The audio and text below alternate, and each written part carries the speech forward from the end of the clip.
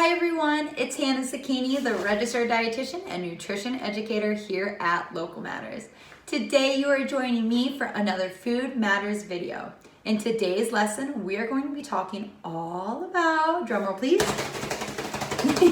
the MyPlate, or what we call it in my classroom, the handy dandy MyPlate. Some of you guys may already be familiar with the MyPlate, others may not, and if you're not, that's okay. You've come to the perfect video because we're talking all things MyPlate. What is it? What's on it? And how can we use it to our benefit? So let's jump straight in. I brought my handy dandy MyPlate. And what do you notice about the MyPlate? What are some of your observations?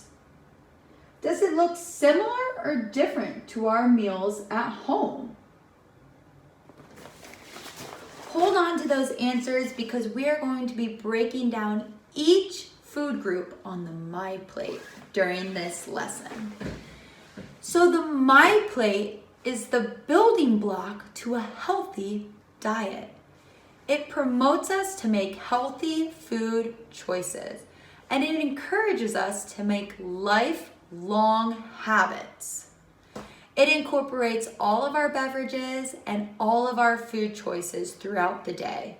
And it teaches us that our beverages and our food can promote health and well-being. It also promotes nutritionally dense foods. Now, that's a really big word. What does nutritionally dense foods mean? Nutritionally dense foods are foods that are really rich in vitamins, minerals, and fibers. Now, where do you think these foods are found? If you said the earth, you're correct. We like to call these foods whole foods or all the time foods because we can eat them all the time because they're so good for our whole body. So let's get started and break down each food group found on the MyPlate. First, we are going to start off with our fruits and vegetables. What do you notice about our fruits and our vegetables? They take up half of our MyPlate. So that means we should eat a lot of fruits and vegetables, and they should take up half of our plate at each meal. Now, what makes a fruit a fruit? A fruit is a piece of food that has seeds in the part that we eat. So that means apples are fruits, and oranges are fruits, and pears, but also cucumbers are fruits, bell peppers, zucchini, squash, all of those are fruits because they have seeds inside the parts that we eat. When it comes to fruits, always incorporate any fresh fruits that you have just stored at home. You can also incorporate any canned fruits that you guys have at home. The only thing you want to be mindful of if you're using canned fruits is you want to buy the canned fruits that are in a fruit juice. So try to avoid any of those fruits in a heavy syrup or even a light syrup. Try to go for the pineapples in pineapple juice, or the peaches in peach juice, or even peaches in pear juice, because those have a lot less added sugar in them. You can also go ahead and buy frozen fruit. I buy frozen fruit and add them to my smoothies all the time, or I let them defrost and I add it to my cereals in the morning. It's a great way to get more fruit in our diet. If you're ever craving something sweet, grabbing a handful of dried fruits such as walnuts or raisins, or even incorporating dry fruits into your oatmeal or with your other vegetables like ants on the log, putting raisins on top of your celery. Those are other great ways to eat more fruits. Now, what about vegetables? It's really important that we have a variety of different vegetables because if we're eating the same vegetables, we're not getting all the vitamins we need in our diet. So try adding a new vegetable at each meal. If you have little ones that it's harder to get them to eat vegetables, try incorporating a low-fat dip with some raw veggies, such as hummus or Local Matters black bean dip or even guacamole. If we are using dip as a tool to get more fruits and vegetables in, that is a-okay. Whatever increases our fruit and vegetable consumption, because as we saw on the MyPlate, they are so important to our health and can really give us lots of vitamins and lots of minerals and fiber to help our whole body. So when it comes to fruits and vegetables, buying either fresh, frozen, or canned are great options and just help us incorporate more fruits and vegetables into our diet. The only thing we want to be mindful of with the cans is that we want to buy the no salt added because of all that excess sodium in them. Always rinsing out our canned fruits and our canned vegetables. And when we're buying frozen, buy the plain vegetables or plain fruits.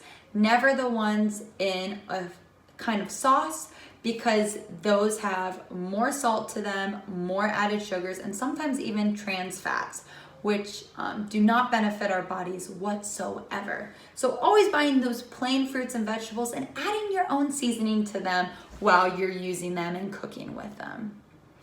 It's also really important to eat the rainbow when it comes to our fruits and vegetables. And that's so important because we want to make sure we're getting all the different vitamins and all the different nutrients in our diet. Dark leafy greens, such as spinach, kale, collard greens, are so good for our bodies because they actually contain all the vitamins in them, including vitamin K, which is really important to our health. Next, let's see what our next food group is. So we talked about fruits and vegetables and how we can incorporate more fruits and vegetables into our diet. Next, we are going to be talking about grains. It is recommended that we make at least half of our grains whole grains. Now, what is a whole grain? You have brown rice, whole wheat bread, whole wheat pasta, quinoa, even popcorn is a whole grain, which is awesome because I love popcorn. It's recommended to at least make half of our grains whole grains. So whether that's making a pasta dish that uses half white pasta and half whole grain, or even making a sandwich with one slice of bread that's white and the other slice of bread whole wheat bread, that's a great way to slowly start incorporating more whole grains if you don't already eat them. Now, how do you know for sure it's a whole grain? Always going to the back of the nutrition facts label and looking at the ingredients and making sure that whole grain or whole wheat is the first thing listed on that ingredient sheet. Next, we are going to be talking about is protein down here. And the MyPlate really wants us to focus on lean protein. And at Local Matters, we really encourage plant-based proteins. Now, what is a plant-based protein? Nuts are plant-based proteins, seeds, nut butters, tofu, and other soybeans are wonderful plant-based proteins. Other types of lean proteins that you can incorporate in your diet and that are encouraged by the MyPlate are turkey and chicken and fish. Fish is a wonderful lean protein. It's really important that if we're going grocery shopping and we're looking through the meat section, that we try to incorporate any meats that are 90% lean or more. So if you have the option to go either 85 or even 75, going with the highest number that you can go with. So picking that 90% lean or that 93% lean, because that means that you're getting less saturated fat. Now that saturated fat is the less healthy fat that tends to form plaque in our bodies, and we want to decrease the amount of saturated fat we're consuming. So that's why we want to incorporate more lean proteins. And if we're buying animal proteins, always doing that 90% or higher. Now the very last food group is our dairy. And what do you notice about our dairy? How is it different than the rest of our MyPlate? It's on the side. And at Local Matters, we whisper dairy. And that's because dairy is a sometimes food. Not everyone can have dairy in their diet. Dairy can really upset some people's tummies, and people are actually allergic to dairy. So it's not necessary in our diet at all. The main thing we get from dairy is calcium and vitamin D, but we can get calcium from other sources, such as those dark leafy greens that I was talking about earlier in our video. So if we can get calcium from dark leafy greens, and if we can get vitamin D's from being outside in the sun, absorbing those sun rays, we don't necessarily need dairy in our diet. But if we do incorporate dairy, always trying to pick low-fat dairy options, such as 2% milk, 1% milk, skim milk, or if we're going to get yogurt or cheese, always trying to buy that low-fat option.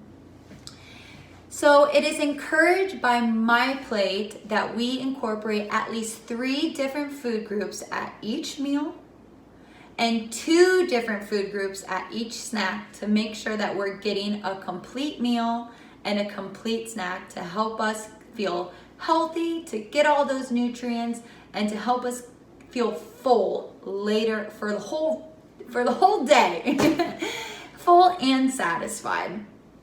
We are going to revisit the MyPlate later on in the garden in a couple weeks. And it's just really important that we're experimenting with the MyPlate every day in the kitchen, looking for new ways to incorporate more fruits and vegetables in our diets, looking for ways to incorporate more whole grains in our diet to give us a lot of fiber and a lot of vitamins. It's important that we are trying new proteins and trying different dairy options, whatever best suits you and whatever fits in your budget. MyPlate is just meant to be used as a tool to encourage healthy diet choices and healthy food choices that we can utilize for our health and well-being. If you guys have any comments or questions, feel free to write them down in the comment section below. And don't forget to follow us on Facebook, YouTube, and even Instagram for more updates from Local Matters and more videos. Thank you guys so much for watching. I look forward to hearing from you guys soon.